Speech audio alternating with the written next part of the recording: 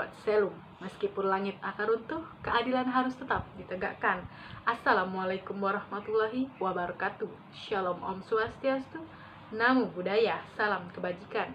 Hadirin pengunjung sidang yang kami hormati, perkenalkan kami dari kelompok B1 akan menampilkan simulasi persidangan dengan tema sengketa lingkungan hidup, di mana PT ASEAN Pulp and Paper sebagai pemohon dan DPR bersama pemerintah sebagai termohon. Keberadaan hutan sangat berperan penting untuk mempertahankan kondisi ekosistem di suatu wilayah. Hutan juga mampu memberikan sumbangan hasil alam yang cukup besar bagi devisa negara, terutama di bidang industri.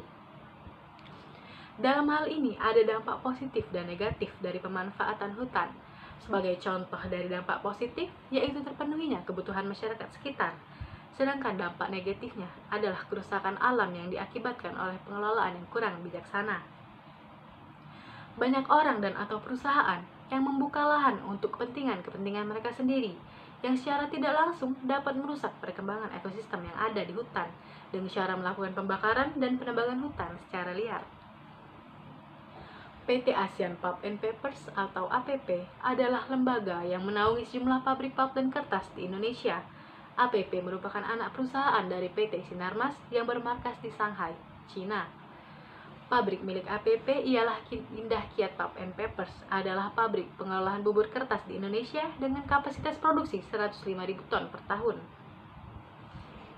Pada tanggal 16 September 2019, di kawasan Ogan Komering Ilir, terjadi kebakaran lahan di PT APP yang menghanguskan lahan perusahaan seluas 20 hektar.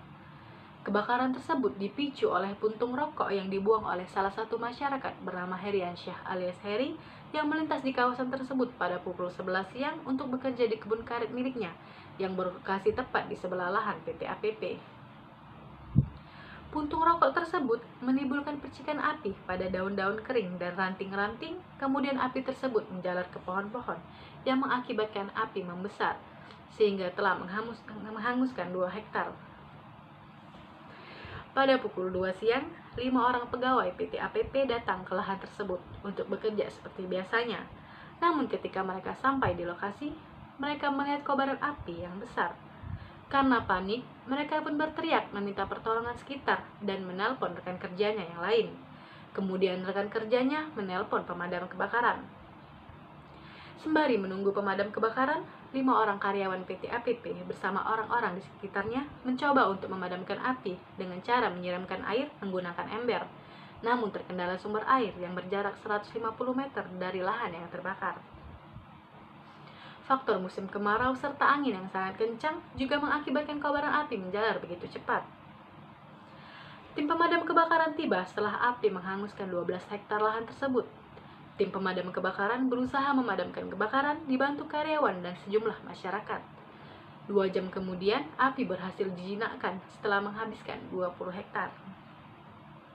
Atas kejadian ini, PT APP sebagai pihak yang patut bertanggung jawab atas kebakaran tersebut dikenakan sanksi ganti kerugian sebesar 400 miliar rupiah, sebagaimana dengan ketentuan Pasal 88 Undang-Undang Republik Indonesia Nomor 32 Tahun 2009 tentang perlindungan dan pengelolaan lingkungan hidup.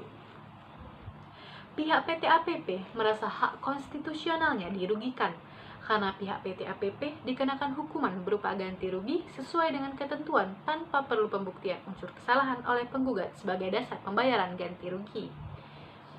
Pihak PT APP merasa bahwasanya mereka menjadi pihak yang dipersalahkan dan dibebankan pertanggungjawaban mutlak atau strict liability akibat terjadinya kebakaran lahan tersebut. Sementara itu, para pemohon menilai frasa pada pasal 88 memiliki cakupan yang sangat luas dan tidak mencerminkan prinsip kepastian hukum. Karena dalam pasal ini, tanpa harus membuktikan unsur kesalahan, pihak PT APP dapat dikenai sanksi ganti kerugian. Dengan ini, PT APP merasa bahwa itu melanggar hak konstitusionalnya sebagaimana yang terdapat dalam pasal 28D ayat 1 Undang-Undang Dasar 1945. PT APP mengajukan permohonan kepada Mahkamah Konstitusi untuk melakukan uji material pada pasal 88 Undang-Undang Republik Indonesia Nomor 32 Tahun 2009 tentang perlindungan dan pengelolaan lingkungan hidup terhadap pasal 28D ayat 1 Undang-Undang Dasar 1945. Saya Putri Intan Mustika sebagai panitera. Selamat menyaksikan.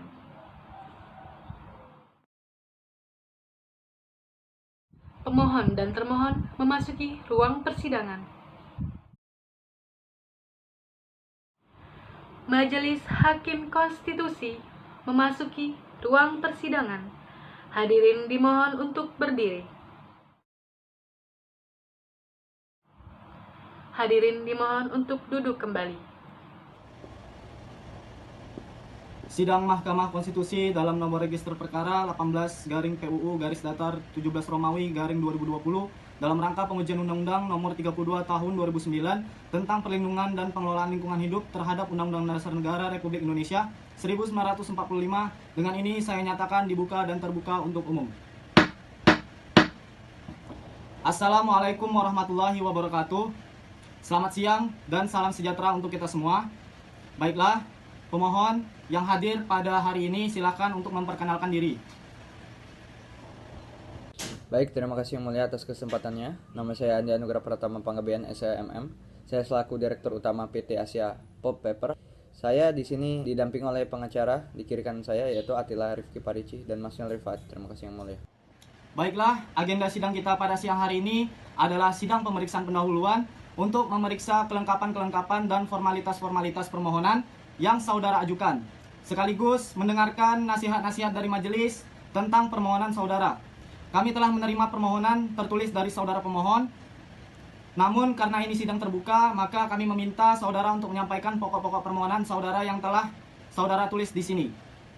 Tidak perlu dibaca semuanya, cukup yang menjadi poin-poin saja. Seperti kewenangan Mahkamah Konstitusi tidak perlu dibacakan. Uraikanlah mengenai legal standing pemohon, alasan permohonan sampai dengan petitum saja. Kepada kuasa hukum pemohon, kami persilahkan. Terima kasih Yang Mulia. Assalamualaikum warahmatullahi wabarakatuh. Selamat siang, salam sejahtera untuk kita semua.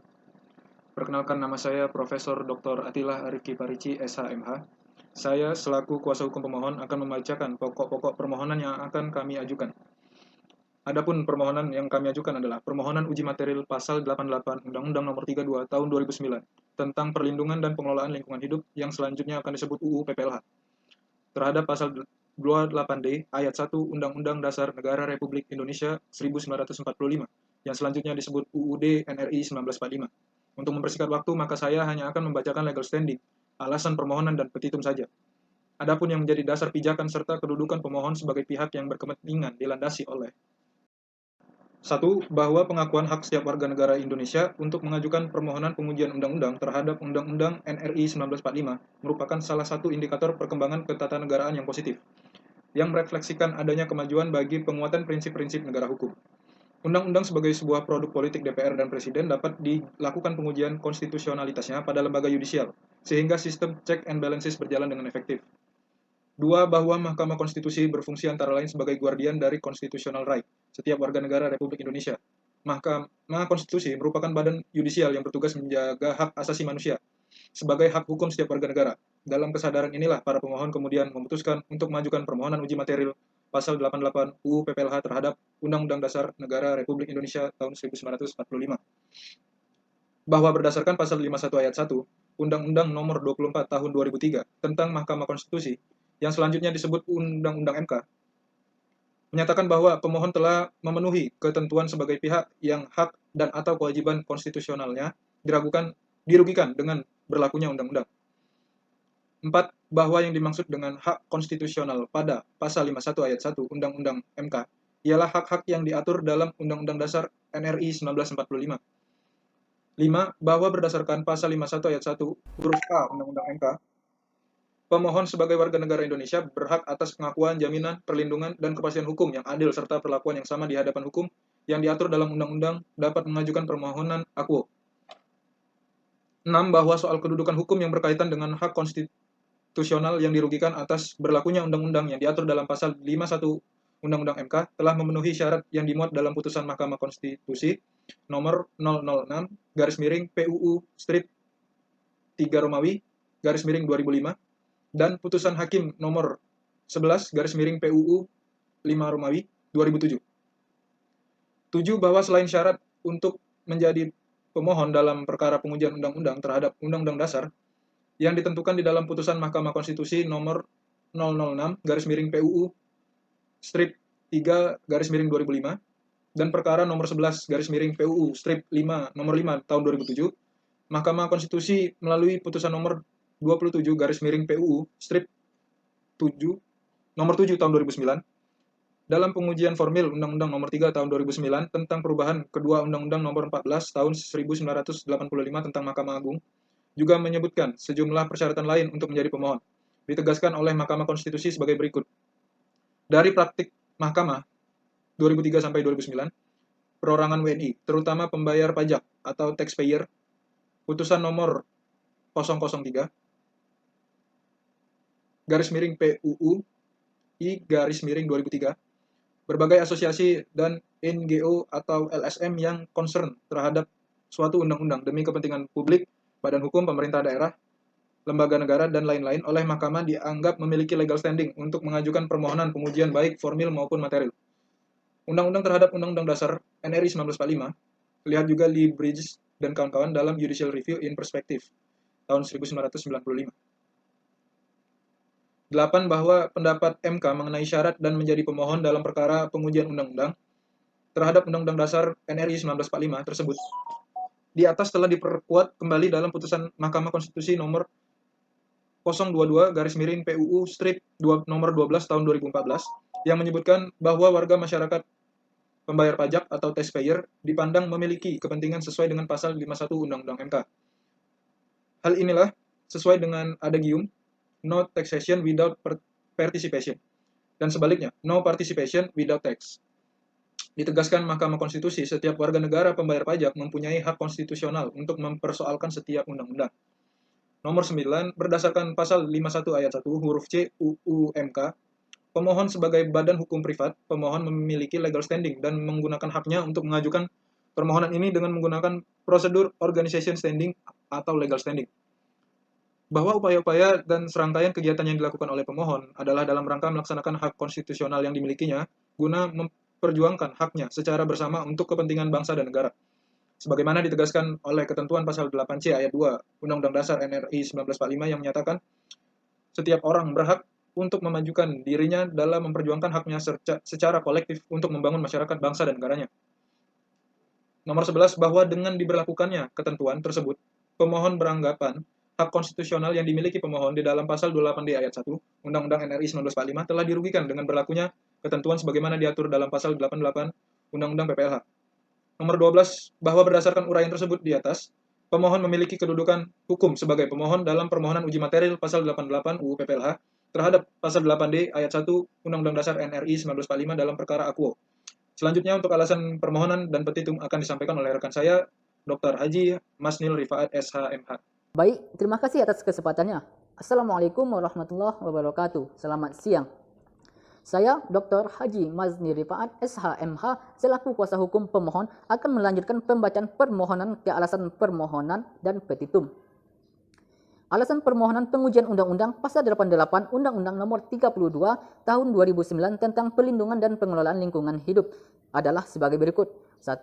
Bahwa di dalam Pasal 88 Undang-Undang PPLH menyatakan setiap orang yang tindakannya, usahanya, dan atau kegiatannya menggunakan B3, menghasilkan dan atau mengelola limbah B3, dan atau yang menimbulkan ancaman serius terhadap lingkungan hidup bertanggung jawab mutlak atas kerugian yang terjadi tanpa perlu pembuktian unsur kesalahan. 2. Bahwa salah satu unsur terpenting dari negara hukum adalah adanya jaminan serta tegaknya prinsip prinsip kepastian hukum. Hal ini sebagaimana dikemukakan oleh Gustav Radbus yang menjelaskan bahwa cita hukum yang kemudian dilembagakan dalam suatu negara hukum dapat diklasifikasikan ke dalam 3 prinsip umum, yaitu kemanfaatan, keadilan, dan kepastian hukum. 3. Bahwa sejalan dengan teori mengenai cita hukum tersebut, Undang-Undang Dasar 1945 juga telah menegaskan adanya jaminan kepastian hukum dan pelindungan yang sama di hadapan hukum bagi setiap warga negara dalam ruang negara hukum Indonesia, sebagaimana dituliskan dalam pasal 28D ayat 1 Undang-Undang Dasar 1945 yang menyatakan setiap orang berhak atas pengakuan, jaminan, pelindungan, dan kepastian hukum yang adil serta perlakuan yang sama di hadapan hukum. Selanjutnya, bahwa pengakuan jaminan perlindungan dan kepastian hukum yang adil dalam implementasi pada lembaga peradilan dicerminkan atas suatu azas sederhana yang bermakna memiliki cara yang jelas dengan kemudahan dipahami tanpa proses yang berbelit-belit, cepat dan berarti dalam waktu sesegera mungkin tanpa seluk-beluk, dan biaya yang dikeluarkan dalam mencari keadilan ringan atau murah. 6. Bahwa pasal 1 ayat 3, pasal 24 ayat 1 dan pasal 28D ayat 1 Undang-Undang Dasar 1945 menyatakan Indonesia sebagai negara hukum memberikan pengakuan, jaminan, perlindungan dan kepastian hukum yang adil terhadap setiap warga negara atas hukum dan keadilan. Titik tekan dari norma-norma dalam pasal 1 ayat 3, pasal 24 ayat 1 dan pasal 28D ayat 1 Undang-Undang Dasar 1945 adalah terwujudnya kepastian hukum yang adil, bukan semata-mata kepastian hukum yang menyampingkan rasa keadilan. Selanjutnya, bahwa Aristoteles dalam buku Dr. Krishna Harahap SHMH yang berjudul Konstitusi Republik Indonesia sejak proklamasi hingga reformasi, penerbit PT Grafitri Budi Utami, Bandung 2004 pada halaman 11 menegaskan negara hukum adalah negara yang berdiri di atas hukum yang menjamin keadilan kepada seluruh warganya. Lebih lanjut, Aristoteles menekankan bahwa yang memerintahkan dalam negara bukanlah manusia, tetapi pikiran yang adil, sedangkan pengusaha hanya memegang hukum dan keseimbangan belaka. Bahwa penegak hukum itu berarti penegak keadilan dan kebenaran. Di sini konsep negara hukum diberi arti material, sehingga acuan utamanya bukan hanya hukum yang tertulis seperti yang dianut dalam paham legisme, melainkan hukum yang adil. Kepastian hukum di sini haruslah ditekankan di dalam rangka penegakan keadilan, sehingga jika antara keduanya tidak sejalan, maka keadilanlah yang harus dimenangkan. Sebab hukum itu adalah alat untuk menegak keadilan substansial di dalam masyarakat, bukan alat untuk mencari menang secara formal. Dengan demikian, keadilan adalah abadi sepanjang masa, sehingga sepenuhnya tidak dapat dibatasi waktu termasuk pada pasal akuo. Selanjutnya, pasal kemudian azas hak asasi manusia dan azas persamaan kedudukan dalam hukum, equality before of the law, dijabarkan dalam pasal 24 ayat 1 dan pasal 28D ayat 1 Undang-Undang Dasar 1945 mendasarkan bahwa ketentuan Undang-Undang Dasar 1945 yang digunakan sebagai alat uji terkandung esensi: 1. Perlu adanya persamaan di dalam hukum, equality before the law, dan 2. Prinsip keadilan. Selanjutnya 11, bahwa menurut Profesor Dr. Jimli Asidik SH adanya perlindungan konstitusional terhadap hak asasi manusia dengan jaminan hukum bagi tuntutan penegaknya melalui proses yang adil. Perlindungan hak asasi manusia tersebut di masyarakat secara luas dalam rangka mempromosikan penghormatan dan perlindungan terhadap hak-hak asasi manusia sebagai ciri terpenting suatu negara hukum yang demokratis. 12, bahwa hak untuk mendapatkan keadilan adalah hak setiap warga negara tanpa terkecuali, terutama warga negara yang sedang memperjuangkan keadilan, dan siapapun tidak boleh menghalangi atau pencari keadilan untuk mendapatkan keadilan. Dalam kaitan dengan keadilan tersebut, Profesor Dr. Muhammad Mahfud MD SH dalam bukunya yang berjudul Membangun Politik Hukum Menegak Konstitusi, Pustaka LP3ES Jakarta 2006 pada halaman 187 dan 188 menyatakan bahwa Indonesia sebagai negara hukum terutama dalam arti material melihat bahwa hukum itu bukan hanya yang secara formal ditetapkan oleh lembaga legislatif, tetapi yang dinilai keadilan dijadikan hal terpenting. 13, bahwa pemohon mengajukan hak konstitusional sebagai warga negara untuk dapat melakukan pembuktian kesalahan terlebih dahulu sebelum dijatuhkan putusan dari pengadilan. Tujuan itu pembuktian tersebut tidak lain yaitu untuk mencari dan menerapkan kebenaran-kebenaran yang ada dalam perkara, bukan semata-mata mencari kesalahan seseorang, walaupun dalam prakteknya kepastian yang absolut tidak akan tercapai. 14, bahwa kewajiban seluruh masyarakat yang berperan serta mengadakan kontrol sosial terhadap peraturan perundang-undangan yang tidak berpihak pada rasa keadilan dan tidak membawa manfaat bagi masyarakat luas serta menghambat terciptanya kepastian hukum sebagaimana upaya yang dilakukan pemohon serta masih banyak lagi warga negara berjuang keadilan tanpa pemberih demi tegaknya kesejahteraan negara Republik Indonesia. 15. Bahwa persamaan di dalam hukum dan prinsip keadilan telah tereliminasi oleh ketentuan yang membatasi pemohon untuk memperoleh kesempatan pembuktian di muka hakim terhadap kejadian-kejadian yang sekiranya terjadi di luar kendali pemohon sehingga berdampak besar terhadap di sekitarnya sebagaimana diatur dalam ketentuan undang-undang yang dimohonkan untuk uji sehingga pemohon tidak dapat menikmati keadilan dan atau memberikan pembelaan di hadapan hukum sebagai warga negara Indonesia. 16. Bahwa pemohon menganggap khususnya frasa tanpa perlu dalam pasal akuo bertentangan dengan pasal 28D ayat 1 Undang-Undang Dasar 1945 yang menyatakan setiap orang berhak atas pengakuan, jaminan, pelindungan dan kepastian hukum yang adil serta perlakuan yang sama di hadapan hukum. 17. Bahwa frasa tanpa perlu pada pasal akuo menjadi salah satu alasan untuk seseorang untuk memperoleh jaminan dan kepastian hukum pada saat pertanggungjawaban di muka hukum. Sebagai contoh, seperti kutipan pasal akuo yang menyatakan setiap orang yang tindakannya, usahanya dan atau kegiatan menggunakan B3 menghasilkan dan atau mengelola limbah B3 dan atau yang menimbulkan ancaman serius terhadap lingkungan hidup bertanggung jawab mutlak atas kerugian yang terjadi tanpa perlu pembuktian unsur kesalahan. 18. Bahwa negara seharusnya perlu memberikan suatu pengecualian terhadap keadaan tertentu yang terjadi karena faktor alam dan atau faktor lainnya sebagaimana halnya terjadi di luar kendali pemohon dan atau warga negara. 19. Bahwa pasal akuo tentang pelindungan pengelolaan lingkungan hidup bertentangan dengan pasal 97 Undang-Undang Nomor 40 Tahun 2007 tentang perusahaan terbatas yang menyatakan 1. Direksi bertanggung jawab atas perusahaan perseroan sebagaimana dimaksud dalam pasal 19 ayat 1. Ayat 2. Pengurus sebagaimana dimaksud pada pasal 1 wajib dilaksanakan setiap anggota direksi dengan itikat baik dan penuh bertanggung jawab.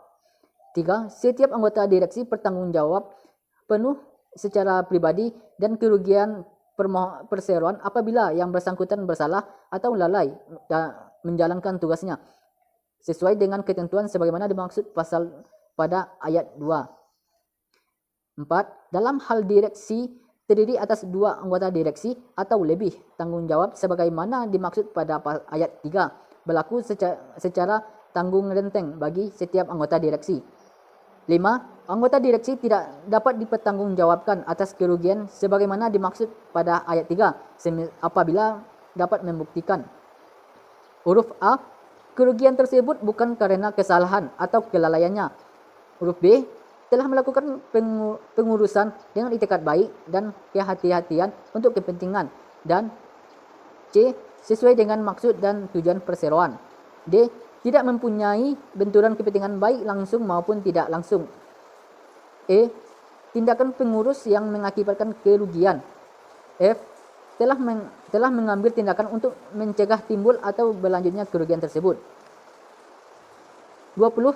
Pasal 88 PPLH bertentangan dengan pasal 97, pasal 138 ayat 2 Undang-Undang tentang PT yang menyatakan bahwa pemeriksaan dilakukan dengan mengajukan permohonan secara tertulis dan berserta alasan dan berdasarkan alasan ke pengadilan negeri, dan pada pasal 138 ayat 1 tujuan pemeriksaan itu adalah untuk mendapatkan data atau keterangan yang terdapat dugaan atau perbuatan itu.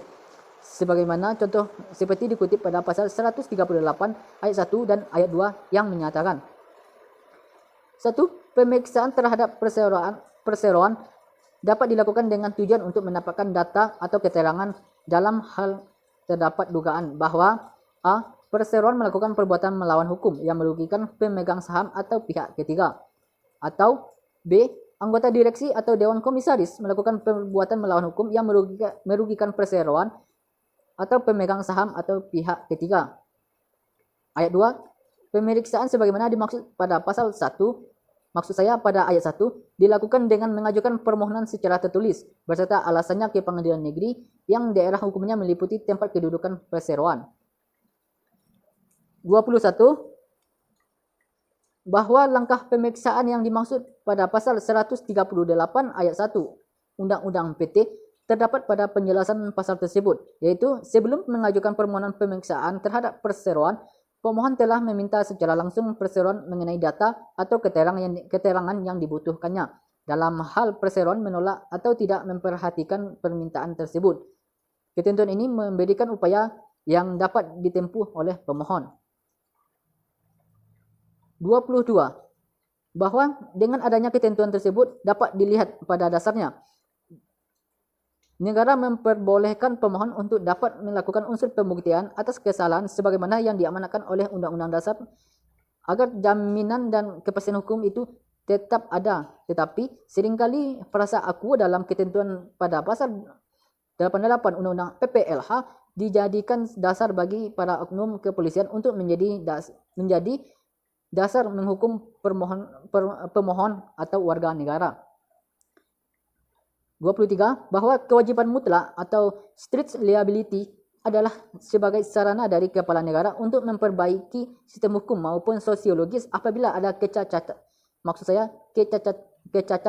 dalam penerapannya atau terjadinya perubahan sistem ketatanegaraan sehingga pemberian kewajiban mutlak semestinya tidak dibatasi dalam upaya pembuktian. 24.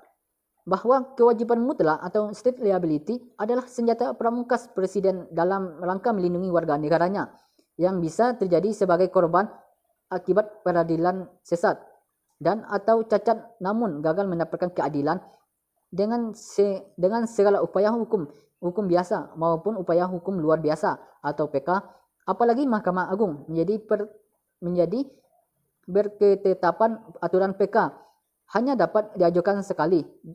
Berkewajiban mutlak adalah sarana terakhir untuk memberikan rasa keadilan apabila terhadap novum yang kuat tidak terbantahkan berdasarkan perkembangan ilmu pengetahuan dan teknologi yang telah dijamin oleh Undang-Undang Dasar 1945.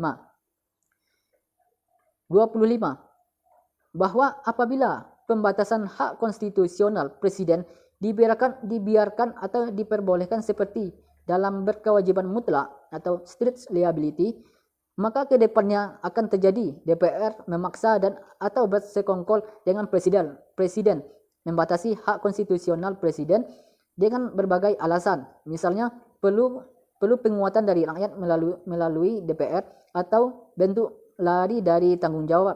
Selanjutnya rakyat menjadi korban. Bahwa pemohon telah mengalami kerugian keperdataan yang dijatuhkan sanksi karena dianggap melakukan pembakaran lahan. Maksud saya melakukan pembakaran lahan perusahaan setelah terjadi kebakaran di lahan konsensinya karena telah diberlakukan Undang-Undang Nomor 32 Tahun 2009 tentang Perlindungan dan Pengelolaan Lingkungan Hidup yang menjadi muatan materi akuo. 27. Bahwa frasa tanpa perlu tidak memberikan kepastian hukum terhadap pemohon atau warga negara yang sebelumnya dibenarkan oleh negara, bahwa setiap orang berhak atas pengakuan, jaminan, perlindungan dan kepastian hukum yang adil serta perlakuan yang sama di hadapan hukum. 28. Bahwa jika pasal 88 Undang-Undang PPLH tidak dinyatakan tidak mengikat atau batal demi hukum, maka akan menimbulkan kekhawatiran bagi pemohon pada saat musim kemarau yang akan datang. 29. Bahwa perlunya suatu norma undang-undang memiliki maksud yang jelas, salah satunya agar pelaksanaan aturan terhindar dari keraguan sebagaimana yang dikatakan oleh Maria Farida dalam bukunya Ilmu Perundang-undangan 2, Proses dan Teknik Pembentukannya. Maria mengatakan seyogianya para pembentuk peraturan perundang-undangan selalu mengusahakan pembentukan yang sebaik-baiknya dan sejelas-jelasnya sehingga tidak menimbulkan keraguan dari para pemakai peraturan perundang-undangan yang bersangkutan. Dalam kurung, Maria Farida Indarti S. Ilmu Perundang-undangan 2, Proses dan Teknik Pembentukannya, Yogyakarta, Canisius 2007, halaman 144.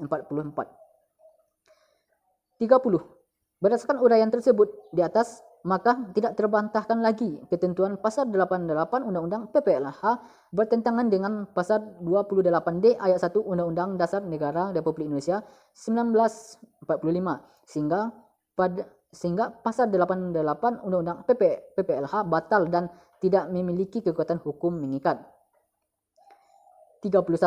Bahwa berdasarkan uraian di atas, pemohon berkesimpulan pasal 88 Undang-Undang PPLH khususnya sepanjang frasa tanpa perlu yang secara lengkap berbunyi, setiap orang yang tindakannya, usahanya dan atau kegiatan menggunakan B3 menghasilkan dan atau mengelola limbah B3 dan atau menimbulkan ancaman serius terhadap lingkungan hidup bertanggung jawab mutlak atas kerugian yang terjadi tanpa perlu pembuktian unsur kesalahan, haruslah dinyatakan bertentangan dengan Undang-Undang Dasar Negara Republik Indonesia tahun 1945 dan tidak memiliki kekuatan hukum mengikat sepanjang tidak dimaknai setiap orang yang tindakannya, usahanya dan atau kegiatannya menggunakan B3 menghasilkan dan atau mengelola limbah B3 dan atau yang menimbulkan ancaman serius terhadap lingkungan hidup bertanggung jawab mutlak atas kerugian yang terjadi tanpa perlu pembuktian unsur kesalahan kecuali terhadap keadaan tertentu yang terjadi karena faktor alam.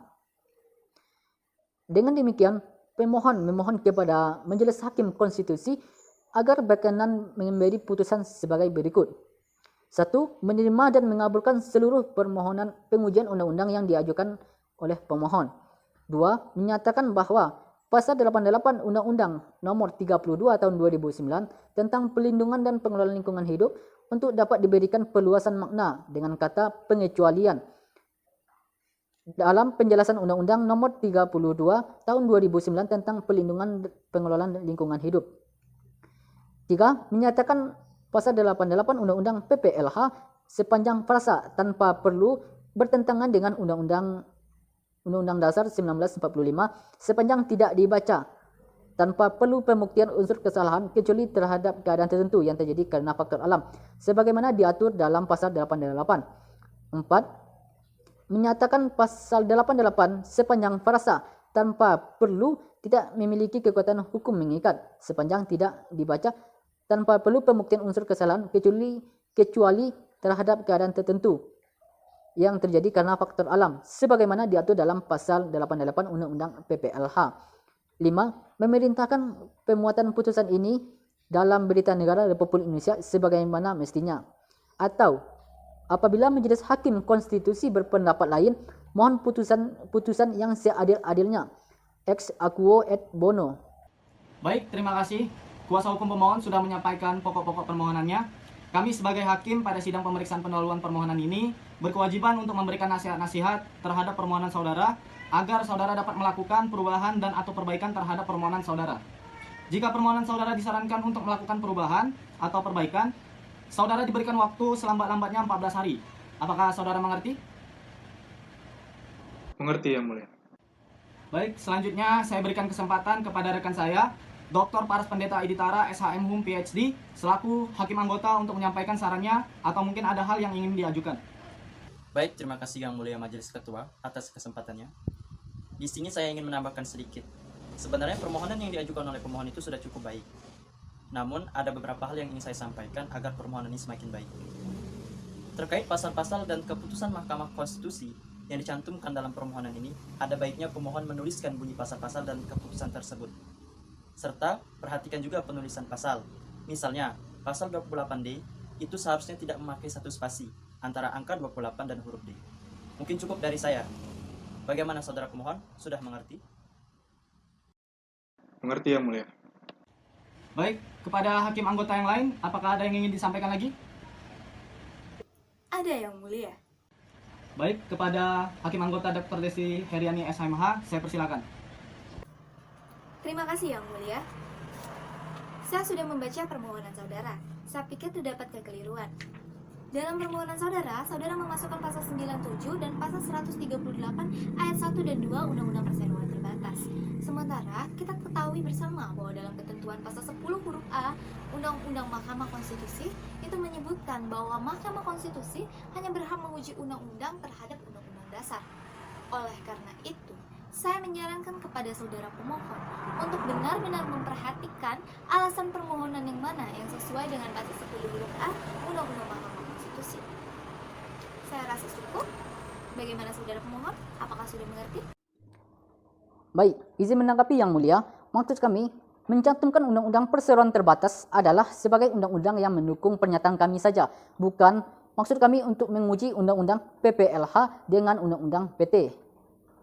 Jika memang seperti itu, harus susunan katanya diperbaiki ya, agar tidak menimbulkan multitafsir. Bagaimana saudara pemohon? Apakah sudah mengerti? Mengerti Yang Mulia. Baik, terima kasih. Saya rasa cukup, Yang Mulia. Baik, terima kasih. Bagaimana pemohon? Apakah ada yang ingin disampaikan lagi? Baik Yang Mulia, kami mengucapkan terima kasih banyak untuk seluruh nasihat dan saran yang diberikan kepada kami. Kami akan memperbaiki permohonan kami. Baiklah, majelis telah memberikan nasihat dan saran-saran terhadap pemohon. Nasihat dan saran-saran tersebut dapat dijadikan bahan pertimbangan pemohon. Apabila pemohon ingin melakukan perbaikan, kami berikan kesempatan 14 hari untuk memperbaiki permohonan. Panitera, hari ini tanggal berapa? Hari ini tanggal 17 Februari, Yang Mulia. Baik, 14 hari lagi tanggal berapa Panitera? Tanggal 2 Maret, Yang Mulia. Hari ini tanggal 17 Februari 2020, berarti paling lambat tanggal 2 Maret 2020. Berkas perbaikan permohonan sudah harus diserahkan ke Panitera Mahkamah Konstitusi. Apabila dapat diselesaikan lebih cepat akan lebih baik. Jika dalam kurun waktu tersebut saudara tidak melakukan perbaikan, maka sidang akan dilanjutkan dengan permohonan saudara yang lama. Demikianlah sidang pemeriksaan pendahuluan permohonan telah selesai. Maka sidang dengan perkara nomor 18 garing PU garis datar 17 Romawi garing 2020 tentang pengujian Undang-Undang nomor 32 tahun 2009 tentang perlindungan dan pengelolaan lingkungan hidup kita anggap selesai dan akan ditentukan di sidang selanjutnya. Dengan ini sidang dinyatakan ditutup.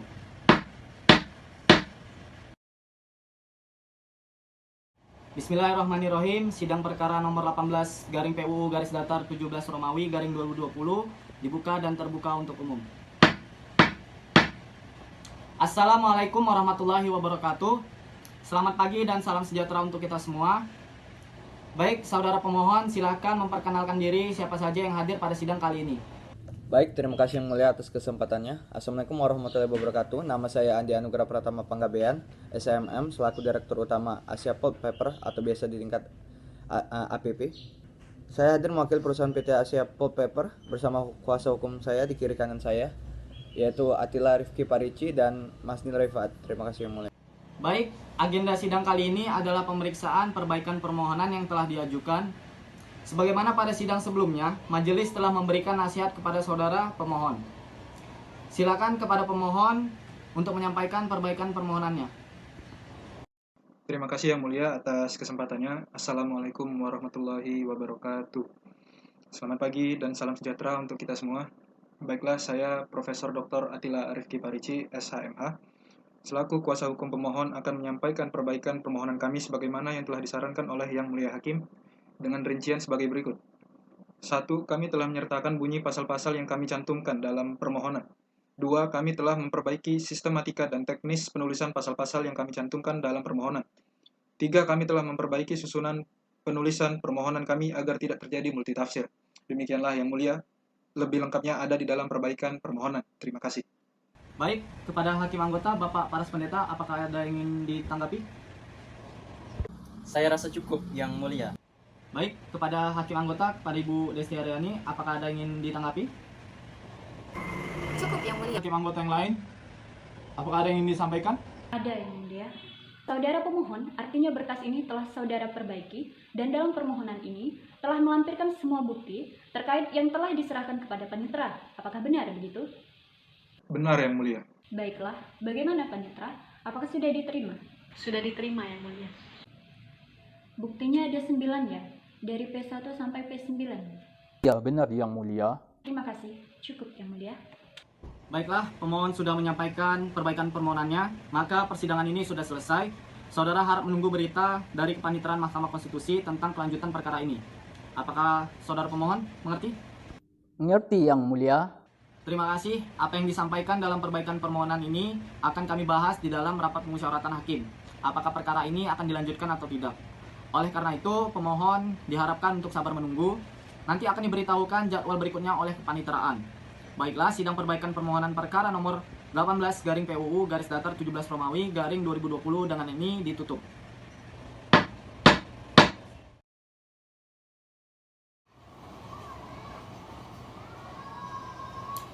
Sidang Mahkamah Konstitusi dalam nomor register perkara 18 garing PUU garis datar 17 Romawi garing 2020 dalam rangka pengujian Undang-Undang nomor 32 tahun 2009 tentang perlindungan dan pengelolaan lingkungan hidup terhadap Undang-Undang Dasar Negara Republik Indonesia tahun 1945. Dengan ini saya nyatakan dibuka dan terbuka untuk umum. Assalamualaikum warahmatullahi wabarakatuh. Selamat pagi dan salam sejahtera untuk kita semua. Kepada saudara pemohon, termohon pemerintah dan termohon presiden, silakan memperkenalkan diri dan dipersilahkan dari saudara pemohon terlebih dahulu. Baik, terima kasih yang mulia atas kesempatannya. Nama saya Andi Anugrah Pratama Panggabean SHMM. Saya selaku Direktur Utama PT Asia Pulp Paper atau biasa disingkat APP. Saya di sini didamping oleh pengacara di kiri kanan saya yaitu Atila Rifki Parici dan Mas Nil Rifat. Terima kasih yang mulia. Baik, terima kasih kepada saudara pemohon. Dari perwakilan DPR dan pemerintah, silakan memperkenalkan diri, dimulai dari DPR terlebih dahulu. Terima kasih yang mulia. Saya Muazzah Safira Pertiwi, Estos MM, selaku Komisaris 3 DPR RI, hadir mewakili DPR. Baiklah, terima kasih dari saudara perwakilan DPR. Selanjutnya dari perwakilan Presiden, saya persilakan untuk memperkenalkan diri. Terima kasih yang mulia. Saya Profesor Ahmad Nova Alfredo SHM selaku Menteri Hukum dan HAM mewakili Presiden tanpa kuasa hukum. Baiklah, terima kasih. Sesuai dengan jadwal acara persidangan pada perkara ini, yakni mendengarkan keterangan dari DPR dan Presiden. Untuk itu dipersilakan dari DPR terlebih dahulu untuk menyampaikan keterangannya. Bismillahirrahmanirrahim. Assalamualaikum warahmatullahi wabarakatuh. Baiklah, saya akan menyampaikan keterangan DPR atas permohonan pengujian pasal 88 Undang-Undang Nomor 32 Tahun 2009 tentang perlindungan dan pengelolaan lingkungan hidup terhadap Undang-Undang Dasar Negara Republik Indonesia tahun 1945. Dalam perkara nomor 18 garing PUU garing datar 17 garing 2020.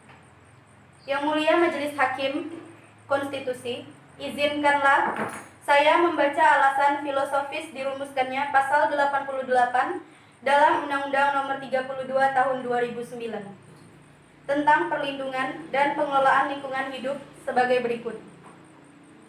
1. Dalam sejarahnya, teori pertanggungjawaban mutlak sesungguhnya sudah diterapkan pada negara yang menganut Eropa kontinental maupun Anglo-Saxon. 2. Dalam sejarahnya, teori pertanggungjawaban mutlak sesungguhnya sudah lama diterapkan di berbagai negara, baik sistem Eropa kontinental maupun Anglo-Saxon. Tanggung jawab mutlak atau strict liability bermula dari kasus Ryland versus Fletcher di Inggris tahun 1868. Kasus tersebut berkaitan dengan kegiatan penambangan batu bara yang lokasinya berdekatan dengan tanah tergugat yang akan dijadikan sebagai waduk. Ternyata, penggalian waduk tersebut sampai ke batas bawah tanah tempat pertambangan yang mengakibatkan tanah tambang tersebut tergenangi ketika waduk diisi dengan air. Akhirnya, tergugat atau pembangun waduk dikenakan strict liability oleh pengadilan Inggris. Alasannya, tergugat melakukan pemanfaatan sumber daya alam yang tidak semestinya. Dalam strict liability, tergugat hanya dapat dibebaskan jika ia mampu membuktikan bahwa kerugian yang dialami penggugat diakibatkan oleh tindakan si penggugat sendiri. 3. Konsep strict liability merupakan hal baru dalam sistem hukum Indonesia. Bahkan umumnya, di negara-negara yang mewarisi sistem hukum Eropa kontinental, kecuali dalam hal pelanggaran, karena sebenarnya konsep ini mula-mula hanya ada di common law system. Hal ini menyebabkan pemahaman sementara kalangan terhadap hal ini, baik para pakar maupun praktisi, apalagi di kalangan penegak hukum dan hakim, belum cukup solid, masih meraba-raba tentang hal ini. Akibatnya, penerapan ketentuan di atas kerap kali menimbulkan persoalan ketidakadilan. Karena adanya permintaan tanggung jawab secara hukum lebih daripada apa yang seharusnya dipikul yang bersangkutan. Dan juga strict liability diperuntukkan untuk melindungi lingkungan karena kerusakan lingkungan merupakan bom waktu, bahkan dapat menghancurkan kehidupan manusia.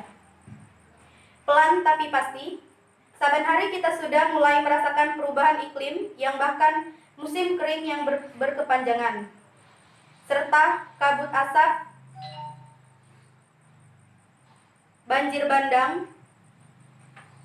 Alam kian tidak bersahabat dan kini tidak dapat diprediksi sebagaimana leluhur kita dulu mampu membaca tanda-tanda alam. Semua itu terjadi karena keseimbangan alam yang tidak terjaga lagi. Contoh sederhana, petani sawah, tada hujan sudah tidak mampu lagi mengandalkan musim dalam bercocok tanam. Keempat, mengacu pada hal di atas, sepertinya pemahaman tentang strict liability yang harus diluruskan, terutama berkenaan dengan pasal dan ayat AQUO yang mudah sekali ditafsirkan secara keliru. Sehingga problem implementasi yang menimbulkan ketidakadilan dapat ditekan seminimal mungkin. Penerapan strict liability karenanya tidak boleh bertentangan atau setidaknya harus sejauh mungkin sejalan dengan maksud perumusan semula atau original intent.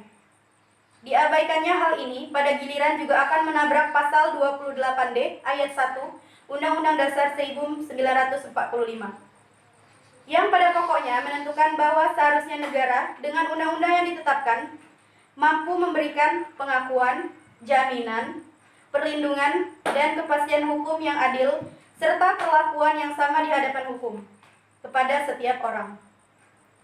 Pemahaman tentang pertanggungjawaban mutlak atau strict liability yang tidak tepat tentunya berdampak pada kekeliruan penerapannya yang boleh jadi dengan alasan-alasan kemerdekaan, kekuasaan kehakiman menimbulkan disparitas di sana-sini.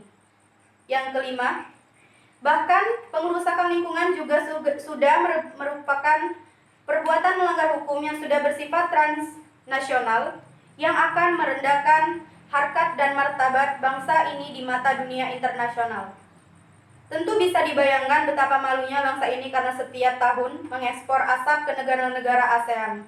Oleh karena itu, perlawanan terhadap rusak lingkungan merupakan tanggung jawab kita bersama, baik masyarakat, LSM maupun negara. Tidak terbayangkan juga betapa semakin liarnya pengerusakan lingkungan jika pasal-pasal tersebut harus dihapuskan atau ditafsirkan oleh Mahkamah Konstitusi. Oleh karena itu, tanpa bermaksud mendahului Mahkamah Konstitusi, oleh karena itu, maka sebagai lembaga pengawal konstitusi, sudah selayaknya gugatan tersebut ditolak sebagai bukti perlindungan negara terhadap hak konstitusional masyarakat untuk menikmati lingkungan hidup yang baik. Baik, terima kasih atas perhatiannya. Sekian keterangan dari DPR yang mulia. Baiklah, terima kasih atas penyampaian keterangannya dari Saudara Muazzaz Satira Pertiwi. Pada hakim anggota, apakah ada yang ingin ditanggapi? Ada yang mulia. Baiklah, kepada hakim anggota Ibu Siti Marisa, saya persilakan. Terima kasih yang mulia atas kesempatannya.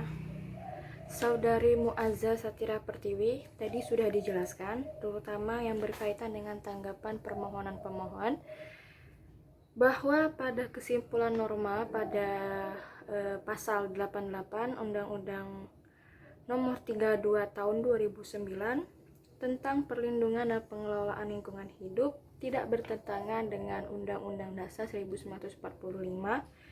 Bisakah saudari jelaskan lebih rinci lagi? Terima kasih. Baik, terima kasih atas pertanyaannya yang mulia. Yang mulia, tanggung jawab mutlak dalam pasal 88 Undang-Undang Nomor 32 Tahun 2009 tentang perlindungan dan pengelolaan lingkungan hidup atau Undang-Undang PPLH yang menyatakan setiap orang yang melakukan tindakannya, usahanya, dan atau kegiatannya menggunakan B3 menimbulkan ancaman serius terhadap lingkungan hidup bertanggung jawab mutlak atas kerugian yang terjadi tanpa perlu pembuktian unsur kesalahan. Jadi yang mulia, maksud dengan bertanggung jawab mutlak atau strict liability adalah unsur kesalahan tidak perlu dibuktikan oleh pihak penggugat sebagai dasar pembayaran ganti rugi. Dengan demikian dapat disimpulkan bahwa strict liability Ini merupakan pertanggungjawaban seketika. Selanjutnya, yang melakukan pembuktian pencemaran adalah penggugat, bukan tergugat sebagaimana biasanya.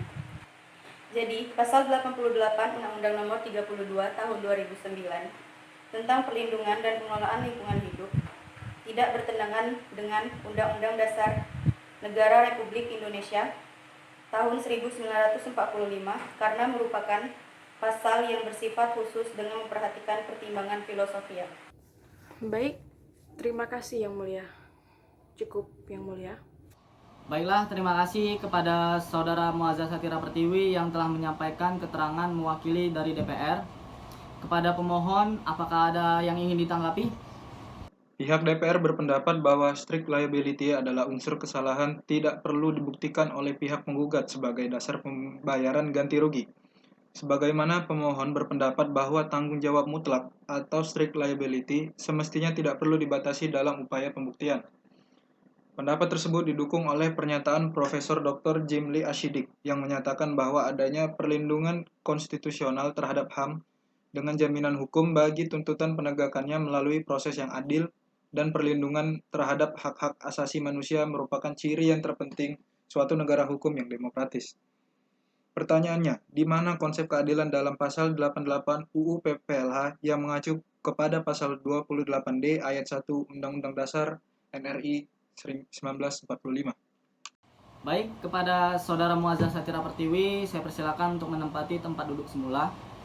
Baiklah, kita telah mendengarkan keterangan dari DPR, maka agenda selanjutnya adalah mendengarkan keterangan dari pemerintah. Kepada Saudara Ahmad Noval, saya persilakan. Terima kasih Yang Mulia. Saya Profesor Ahmad Noval Alfredo SLLM akan menyampaikan keterangan pemerintah di podium. Bismillahirrahmanirrahim. Assalamualaikum warahmatullahi wabarakatuh. Yang Mulia Ketua dan Majelis Hakim Mahkamah Konstitusi, kami akan menyampaikan keterangan pemerintah atas permohonan pengujian pasal 88 Undang-Undang Nomor 32 Tahun 2009 tentang perlindungan dan pengelolaan lingkungan hidup terhadap Undang-Undang Dasar Negara Republik Indonesia tahun 1945. Adapun keterangan pemerintah sebagai berikut. 1. Dalam lapangan hukum pidana, prinsip tanggung jawab mutlak. Prinsip ini menegaskan pembuktian kesalahan berdasarkan sistem hukum Eropa kontinental. Melakukan tindak pidana yang dituduhkan melakukan kesalahan atau tidak. Tetapi beban pembuktian langsung mutlak dibebankan terhadap pelaku. Terhadap kejahatan yang berkaitan dengan sumber daya alam, prinsip tanggung jawab mutlak juga dibebankan kepada perusahaan lingkungan yang nyata-nyata melakukan kesalahan atau kelalaian dalam pengelolaan lingkungan hidup. Dengan demikian, maka pembuktian menjadi sederhana dan mudah diterapkan. Pembuktian ini praktis sehingga tidak perlu memenuhi unsur yang dituduhkan kepada pelaku. Yang kedua, dari telah diuraikan di alam pembahasan di atas, maka dapatlah ditarik kesimpulan bahwa prinsip tanggung jawab mutlak, konsep pertama yang dikenal sebagaimana termuat dalam ketentuan pasal 1365 KUH Perdata. Masyarakat penggugat membuktikan adanya unsur kesalahan. Di dalam tanggung jawab mutlak, di mana seseorang harus bertanggung jawab kapanpun kerugian timbul. Hal ini berarti bahwa, pertama, para korban dilepaskan dari beban untuk membuktikan adanya hubungan kausal antara kerugiannya dengan tindakan individual tergugat. Kedua, para pihak pencemar akan memperhatikan baik tingkat kehati-hatiannya maupun tingkat kegiatannya dalam kaitannya dengan lingkungan hidup. 3. Mereka menggugat pasal 88 UU PPLH ke Mahkamah Konstitusi karena dianggap tidak sesuai dengan UUD NRI 1945. Menurut penulis argumen ini tidak relevan karena justru ketentuan tentang tanggung jawab mutlak ada untuk melaksanakan ketentuan yang telah diatur di pasal 28H ayat 1 UUD 1945. Kita harus peduli dengan gugatan itu dan mengambil sikap karena berpotensi menjadi ancaman bagi pemenuhan hak atas lingkungan hidup yang baik dan sehat. Dikhawatirkan juga akan mengancam hak-hak lingkungan yang mempunyai mekanisme tersendiri untuk sesuai dengan daya dukungnya. Berdasarkan hal tersebut, pemohon di atas, pemerintah memohon kepada yang terhormat Ketua Majelis Mahkamah Konstitusi Republik Indonesia yang memeriksa dan memutus permohonan pengujian pasal 88 Undang-Undang Nomor 32 Tahun 2009 tentang perlindungan dan pengelolaan lingkungan hidup terhadap Undang-Undang Dasar Negara Republik Indonesia 1945 dapat memberikan putusan sebagai berikut. Yang satu, menyatakan permohonan pemohon ditolak atau tidak-tidaknya permohonan pemohon dinyatakan tidak dapat diterima. Kedua, menerima keterangan pemerintah secara keseluruhan. Tiga, menyatakan bahwa pasal 88 Undang-Undang Nomor 32 Tahun 2009 tentang pelindungan dan pengelolaan lingkungan hidup tidak bertentangan dengan UUD 1945. Menyatakan bahwa pasal 88 Undang-Undang Nomor 32 Tahun 2009 tentang pelindungan dan pengelolaan lingkungan hidup tetap mempunyai kekuatan hukum, kepastian hukum, dan tetap berlaku di seluruh wilayah Indonesia.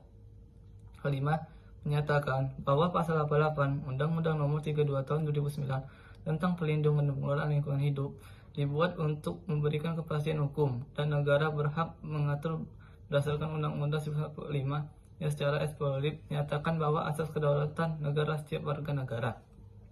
Baik, terima kasih atas perhatiannya. Cukup untuk keterangan pemerintah, Yang Mulia.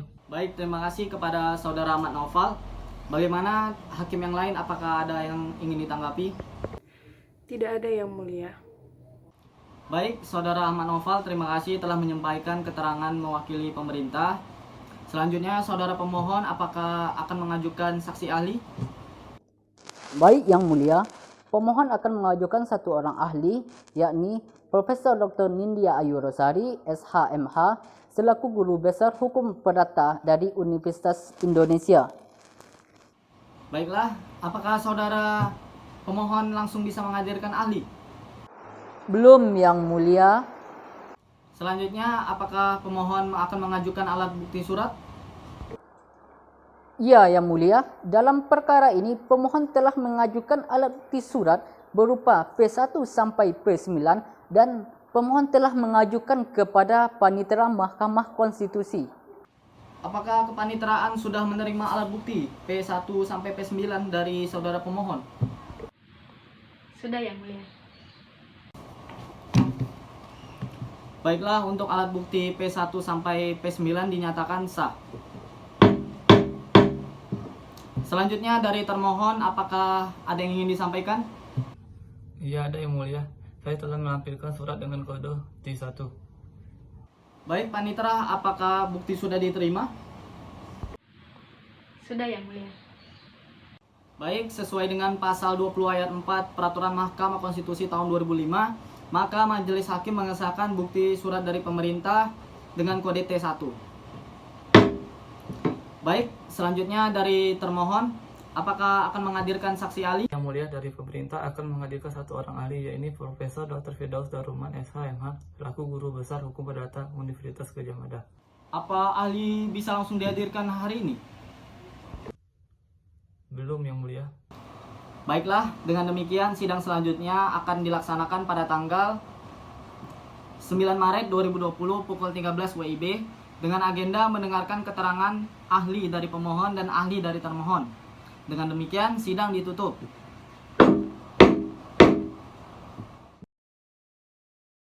Sidang Mahkamah Konstitusi dalam nomor register perkara 18/PUU-17 Romawi /2020 dalam rangka pengujian Undang-Undang nomor 32 tahun 2009 tentang perlindungan dan pengelolaan lingkungan hidup terhadap Undang-Undang Dasar Negara Republik Indonesia 1945. Dengan ini saya nyatakan dibuka dan terbuka untuk umum. Assalamualaikum warahmatullahi wabarakatuh. Selamat pagi dan salam sejahtera untuk kita semua. Kepada pemohon yang hadir, silahkan untuk memperkenalkan diri siapa-siapa saja yang hadir.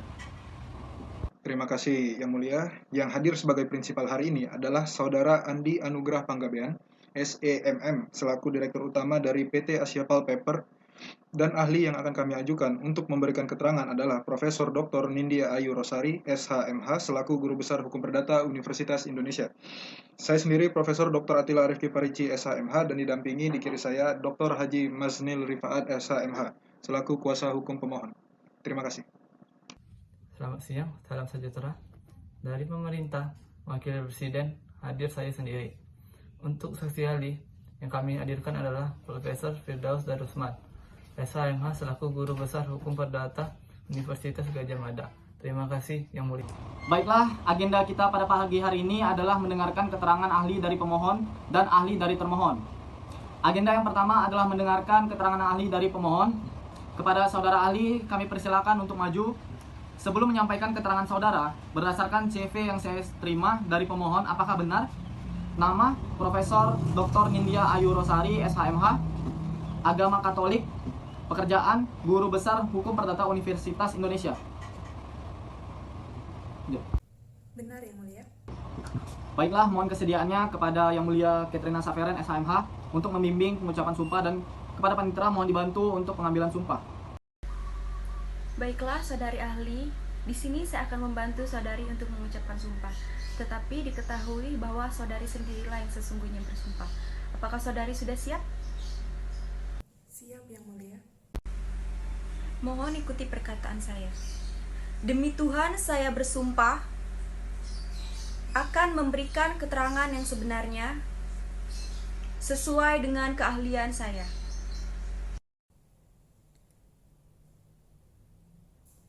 Demi Tuhan, saya bersumpah sebagai ahli akan memberikan keterangan yang sebenar-benarnya sesuai dengan keahlian saya. Baik, terima kasih Yang Mulia. Kepada ahli, silakan mengambil tempat di podium untuk menyampaikan keterangannya. Baik, terima kasih Yang Mulia atas kesempatannya. Adapun menurut keahlian dan analisis saya, peraturan yang diatur dalam Undang-Undang Nomor 32 Tahun 2009 tentang Perlindungan dan Pengelolaan Lingkungan Hidup memungkinkan untuk diuji material di Mahkamah Konstitusi. Karena pengaturan dalam undang-undang ini berpotensi mengakibatkan terjadinya ketidakpastian hukum. Dan tentunya peraturan yang diatur dalam Undang-Undang Nomor 32 Tahun 2009 Pasal 88 yang bertentangan terhadap Undang-Undang Dasar 1945 Pasal 28D ayat 1 Mahkamah Konstitusi mengenal pemohon di mana hak konstitusionalnya mewakili korporasi telah dirugikan. Baik, terima kasih kepada saudara ahli. Dari hakim anggota yang lain, apakah ada yang ingin ditanyakan lagi? Ada, Yang Mulia. Baiklah, kepada hakim anggota Ibu Dr. Denokonita Zanuba, SHMH LLM, saya persilakan. Baik, terima kasih Yang Mulia. Tadi sudah saudari ahli singgung sedikit ya mengenai asas kepastian hukum. Saya ingin meminta pendapat dan pendalaman lagi pada saudari ahli mengenai makna asas kepastian hukum itu sendiri seperti apa. Terima kasih. Berbicara mengenai kepastian hukum, kepastian hukum juga diatur dalam asas-asas hukum perdata pada pasal 1338 KUH Perdata. Mengenai asas kepastian hukum, asas kepastian hukum itu sendiri bermakna bahwa kepastian hukum merupakan sebuah jaminan bahwa hukum tersebut harus dijalankan dengan cara yang baik dan tepat. Terima kasih atas tanggapannya dari saudara ahli. Apakah hakim anggota yang lain ada ingin yang ditanyakan atau disampaikan lagi? Ada, Yang Mulia. Terima kasih, Yang Mulia. Tadi sudah saudari uraikan mengenai 9 tujuan hukum. Salah satunya menjelaskan bahwa hukum sebagai petugas. Yang ingin saya tanyakan itu bagaimana pendapat saudari mengenai tujuan hukum sebagai petugas tersebut. Terima kasih. Hukum sebagai petugas berarti bahwa pribadi-pribadi yang merupakan kalangan yang berhubungan erat dengan penegakan hukum atau law enforcement officer. Kata-kata ini jelas menegaskan sesuai dengan pasal 28D ayat 1, di mana di sana menerangkan setiap orang berhak atas pengakuan, jaminan, perlindungan, dan kepastian hukum yang adil serta perlakuan yang sama di hadapan hukum. Terima kasih atas tanggapannya dari saudara ahli. Saya rasa cukup ya dari meja hakim. Kepada pemohon, apakah ada yang ingin disampaikan? Baik, terima kasih atas kesempatannya Yang Mulia. Saya ingin minta penjelasan lebih dalam lagi mengenai pertanggungjawaban perdata yang terucap dari keterangan yang saudari ahli sampaikan tadi. Mohon tanggapannya. Terima kasih. Terima kasih atas pertanyaannya. Pertanggungjawaban perdata tersebut mengenai dua hal atau dua jenis pertanggungjawaban, yaitu pertanggungjawaban yang mensyaratkan adanya pembuktian terhadap unsur kesalahan yang menimbulkan kerugian dan pertanggungjawaban mutlak atau strict liability. Baik, terima kasih. Apabila sudah dirasa cukup, dipersilakan kepada saudara ahli untuk kembali ke tempat duduk semula. Agenda selanjutnya kita akan mendengarkan keterangan ahli dari termohon. Kepada ahli kami persilakan untuk maju. Sebelum menyampaikan keterangan saudara, berdasarkan CV yang saya terima dari pihak termohon, apakah benar nama saudara adalah Profesor Dr. Firdaus Darusman, SHMH, agamanya Islam, dan pekerjaan sebagai Guru Besar Hukum Perdata Universitas Gadjah Mada? Benar, Yang Mulia. Baiklah, pada ahli silakan mengambil tempat di depan untuk pengucapan sumpah. Mohon kesediaannya Yang Mulia Dr. Muhammad Rizal Fadil, SHMH, untuk membimbing pengucapan janji, dan kepada panitera mohon dibantu. Apakah saudara ahli sudah siap? Siap, Yang Mulia. Mohon ikuti saya. Bismillahirrahmanirrahim. Demi Allah, saya bersumpah sebagai ahli akan memberikan keterangan yang sebenarnya sesuai dengan keahlian saya. Bismillahirrahmanirrahim. Demi Allah, saya bersumpah sebagai ahli akan memberikan keterangan yang sebenarnya sesuai dengan keahlian saya. Baik, terima kasih Yang Mulia. Kepada ahli silakan mengambil tempat di podium untuk menyampaikan keterangannya. Terima kasih Yang Mulia atas kesempatannya. Assalamualaikum warahmatullahi wabarakatuh. Konsep strict liability pertama kali itu diintrodusir dalam hukum Indonesia melalui Undang-Undang Nomor 23 Tahun 1997 tentang pengelolaan lingkungan hidup.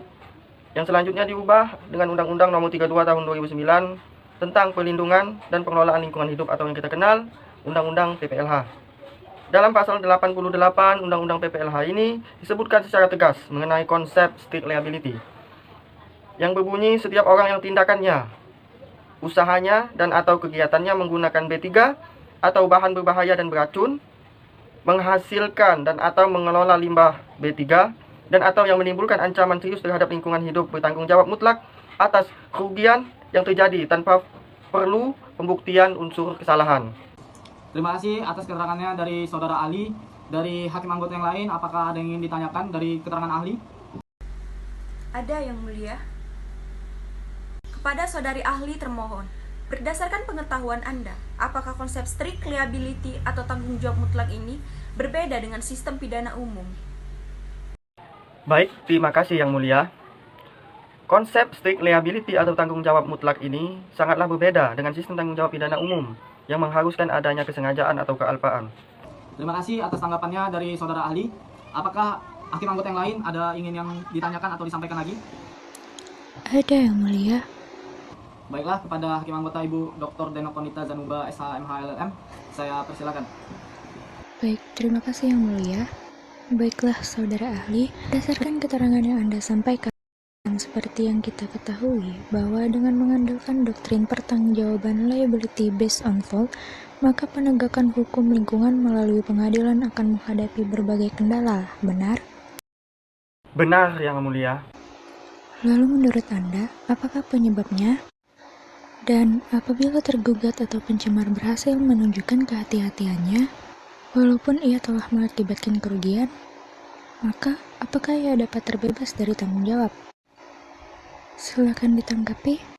Dengan mengandalkan doktrin pertanggungjawaban liability based on a fault itu, maka penegakan hukum lingkungan melalui pengadilan akan menghadapi berbagai kendala di mana hal ini disebabkan oleh persyaratan penting yang harus dipenuhi dalam unsur kesalahan. Sehingga apabila tergugat atau pencemar berhasil menunjukkan kehati-hatiannya walaupun ia telah mengakibatkan kerugian, maka ia dapat terbebas dari tanggung jawab. Guna mengatasi masalah tersebut, maka dikembangkanlah asas tanggung jawab mutlak yang tertuang dalam pasal 88 Undang-Undang Nomor 32 Tahun 2009. Terima kasih atas tanggapannya dari Saudara ahli. Saya rasa cukup ya dari meja hakim. Kepada pemohon, apakah ada yang ingin disampaikan? Tidak ada, Yang Mulia. Baik, terima kasih. Agenda mendengarkan keterangan ahli pemohon dan ahli termohon telah selesai.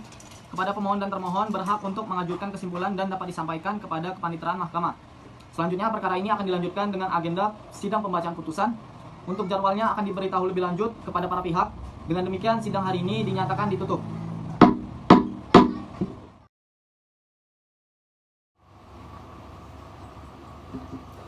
Bismillahirrahmanirrahim. Sidang Mahkamah Konstitusi dengan nomor register perkara 18/PUU/17 Romawi /2020 dalam rangka pengujian pasal 88 Undang-Undang Nomor 32 Tahun 2009 tentang perlindungan dan pengelolaan lingkungan hidup, tentang perubahan atas Undang-Undang Nomor 23 Tahun 1997 tentang perlindungan dan pengelolaan lingkungan hidup terhadap Undang-Undang Dasar Negara Republik Indonesia tahun 1945. Dengan ini dinyatakan dibuka dan terbuka untuk umum. Assalamualaikum warahmatullahi wabarakatuh. Selamat pagi dan salam sejahtera untuk kita semua. Baiklah, persidangan pada hari ini adalah pengucapan putusan. Sebelumnya, saya cek dulu kehadirannya. Apakah pemohon hadir? Hadir, Yang Mulia. Hadir, Yang Mulia. Pemerintah yang mewakili Presiden hadir? Hadir, Yang Mulia. Dari DPR hadir? DPR cukup, Yang Mulia. Baiklah, saudara-saudara sekalian, urusan ini sudah difinalisasi. Oleh sebab itu, menyangkut duduk perkara dan pernyataan-pernyataan ahli dapat dibaca di dalam putusan sendiri. karena kita sudah mendengarkan keterangan tersebut di agenda sidang sebelumnya. Jadi nanti kami di sini akan langsung ke bagian pendapat mahkamah. Putusan nomor 18/MK/KA/2020 demi keadilan berdasarkan ketuhanan yang Maha Esa, Mahkamah Konstitusi Republik Indonesia yang mengadili perkara konstitusi pada tingkat pertama dan terakhir menjatuhkan putusan dalam perkara pengujian pasal 88 Undang-Undang Nomor 32 Tahun 2009 tentang perubahan atas Undang-Undang Nomor 23 Tahun 1997 tentang perlindungan dan pengelolaan lingkungan hidup terhadap Undang-Undang Dasar Negara Republik Indonesia tahun 1945 yang diajukan oleh PT Asia Pulp and Paper berdomisili di Jalan Jenderal Ahmad Yani nomor 270 Utara, Kabupaten Ogan Ilir, Sumatera Selatan, Indonesia. Dalam hal ini diwakili oleh nama Andi Anugrah Pratama Panggabean SEMM, pekerjaan Direktur Utama PT APP, berdasarkan surat kuasa khusus nomor 25/SKK/MK/2020 bertanggal 1 Februari 2020 memberi kuasa kepada Profesor Dr. Atila Arifki Parici, SHMH, dan Dr. Haji Maznil Rifaat, SHMH, profesi advokat yang berdomisili di kantor Jalan Srijaya Negara nomor 10 Kelurahan Bukit Lama, Kecamatan Ilir Barat 1 Palembang sebagai kuasa hukum Andi Anugrah Pratama Panggabean SEMM untuk dan atas nama pemberi kuasa. Selanjutnya disebut sebagai pemohon. Membaca permohonan pemohon, mendengar keterangan pemohon, mendengar dan membaca keterangan DPR, mendengar keterangan ahli pemohon Profesor Dr. Nindya Ayu Rosari, SHMH selaku Guru Besar Hukum Perdata Universitas Indonesia, mendengar keterangan ahli termohon Guru Besar Hukum Perdata Universitas Gadjah Mada, memeriksa bukti-bukti pemohon, membaca kesimpulan pemohon dan termohon.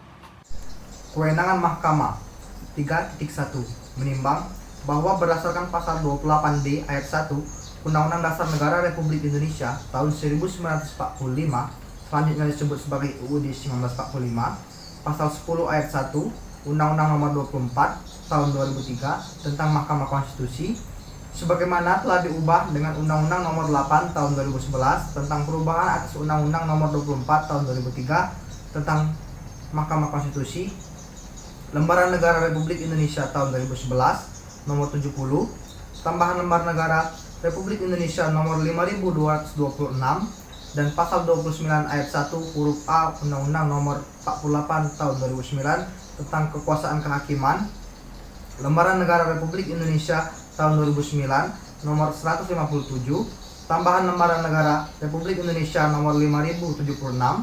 Salah satu kewenangan konstitusi Mahkamah Konstitusi adalah putusan Mahkamah Konstitusi bersifat final, yakni putusan konstitusi langsung diucapkan dan tidak ada upaya hukum yang dapat ditempuh.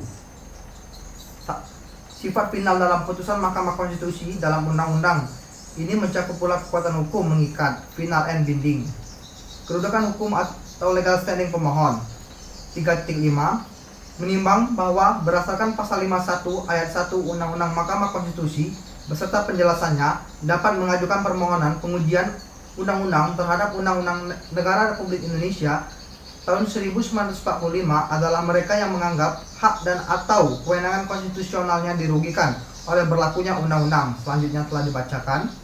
3.6 menimbang bahwa berkenaan dengan kerugian konstitusional, Mahkamah sejak putusan nomor 1955 garis miring PAN titik MK titik 2 Romawi garis miring 2020 tanggal 5 Februari 2020 dan putusan nomor 18 garis miring PUU garis datar 17 Romawi garis miring 2020 tanggal 31 Maret 2020 serta putusan-putusan selanjutnya telah berpendirian bahwa untuk dapat dikatakan ada kerugian hak dan atau kewenangan konstitusional sebagaimana dimaksud dalam pasal 51 ayat 1 Undang-Undang Mahkamah Konstitusi, konstitusional harus terpenuhi 5 unsur. Selanjutnya telah dibacakan. 3.7 menimbang bahwa pemohon dalam permohonan akuo selanjutnya telah dianggap dibacakan. Berdasarkan uraian di atas, Mahkamah berpendapat pemohon memiliki kedudukan hukum legal standing untuk mengajukan permohonan pengujian undang-undang. 3.8 menimbang bahwa Oleh karena mahkamah berwenang untuk mengadili permohonan akuo dan pemohonan memiliki kedudukan hukum untuk mengajukan pengujian undang-undang akuo, maka selanjutnya mahkamah akan mempertimbangkan pokok-pokok permohonan. 3.9 menimbang bahwa mahkamah telah memeriksa bukti-bukti tertulis yang diajukan oleh pemohon yang diberi tanda P01 sampai dengan P10, mendengar keterangan ahli pemohon yaitu Profesor Dr. Nindya Ayu Rosali SHMH sebagaimana pelaksana telah disampaikan pada bagian duduk perkara putusan ini.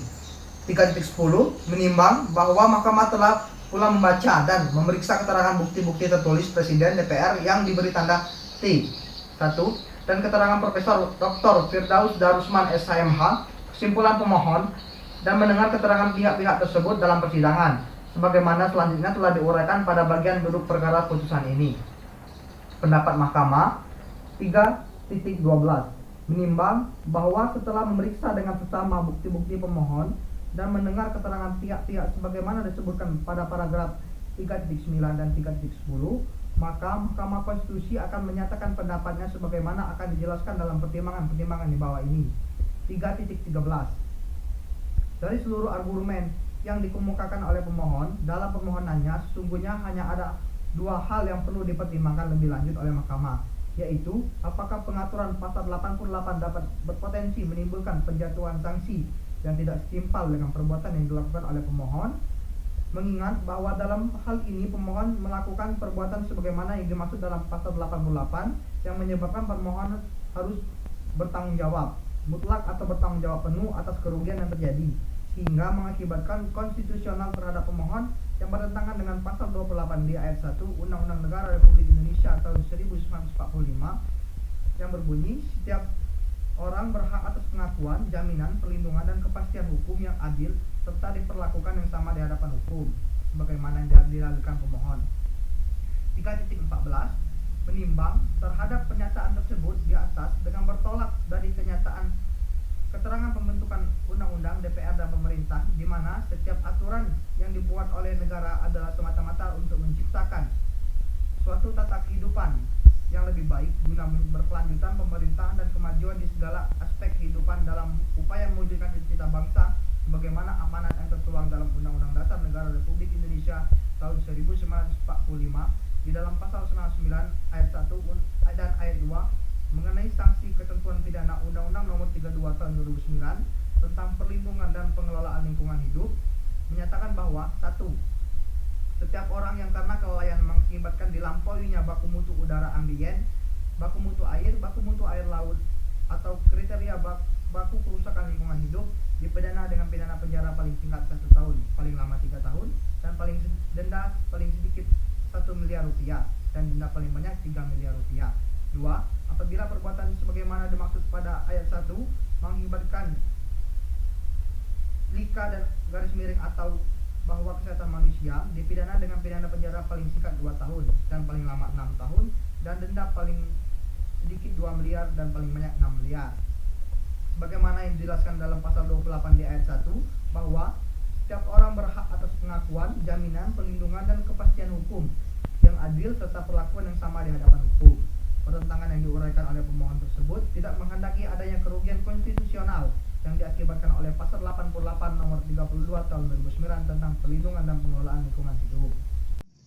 3.15 menimbang bahwa berdasarkan dalil pemohon selain dan selebihnya tidak dipertimbangkan oleh mahkamah karena dalil maupun dasar pengujian yang dilakukan oleh pembuat, namun hal ini dapat diatasi dengan ajaran fungsional.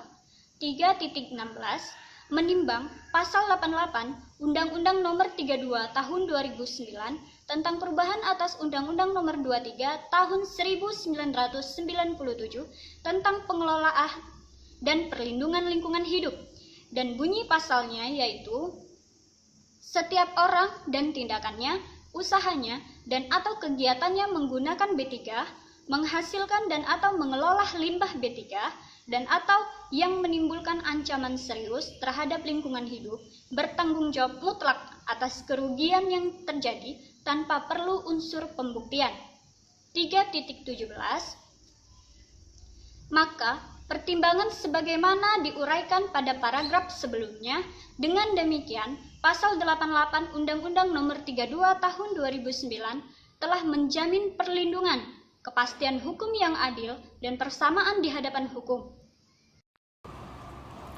Konklusi, berdasarkan penilaian atas fakta dan hukum sebagaimana diuraikan di atas, Mahkamah berkesimpulan, Mahkamah berwenang mengadili permohonan akuo. Pemohon memiliki kedudukan hukum untuk mengajukan permohonan akuo. Pokok permohonan tidak beralasan menurut hukum. Berdasarkan Undang-Undang Dasar Negara Republik Indonesia tahun 1945, Undang-Undang Nomor 24 Tahun 2003 tentang Mahkamah Konstitusi sebagaimana telah diubah dengan Undang-Undang Nomor 8 Tahun 2011 tentang perubahan atas Undang-Undang Nomor 24 Tahun 2003 tentang Mahkamah Konstitusi dan Undang-Undang Nomor 48 Tahun 2009 tentang kekuasaan kehakiman. Amar putusan mengadili, menolak permohonan pemohon untuk seluruhnya. Demikian diputuskan dalam rapat permusyawaratan hakim oleh 9 hakim konstitusi, yaitu Profesor Dr. Haji Muhammad Ferial SHMH selaku ketua merangkap anggota, Dr. Paras Pendeta Iditara SHM Hum PhD, Dr. Siti Saleha SHM Hum LLM, Dr. Desti Heriani SHMH, Dr. Siti Marisa Juliana SH LLM, Dr. Muhammad Akmal Nuruddin Hais SHMH, Dr. Denok Konita Zanuba SHMH LLM, Dr. Muhammad Rizal Fadil SHMH dan Katrina Severen SHMH masing-masing sebagai anggota. Selasa tanggal 31 bulan Maret tahun 2020 yang diucapkan dalam sidang pleno Mahkamah Konstitusi terbuka untuk umum. Selasa tanggal 31 bulan Maret tahun 2020 selesai diucapkan pada pukul 15.00 WIB oleh 9 hakim konstitusi, yaitu Profesor Dr. Haji Muhammad Ferial SHMH selaku ketua merangkap anggota, Dr. Paras Pendeta Iditara SHM Hum PhD, Dr. Siti Saleha SHM Hum LLM, Dr. Muhammad Akmal Nuruddin Hais SHMH, Dr. Denok Konita Zanuba SHMH LLM, Dr. Muhammad Rizal Fadil SHMH, dan Katrina Severen SHMH masing-masing sebagai anggota dengan didampingi oleh Putri Intan Mustika SHMH sebagai panitera serta dihadiri oleh pemohon dan kuasanya, Presiden atau yang mewakili, DPR atau yang mewakili, dan pemerintah atau yang mewakili. Dengan ini sidang ditutup. Sekian penampilan dari tim B1 Peradilan Semu Mahkamah Konstitusi. Akhir kata, wabillahi taufik wa hidayah. Wassalamualaikum warahmatullahi wabarakatuh.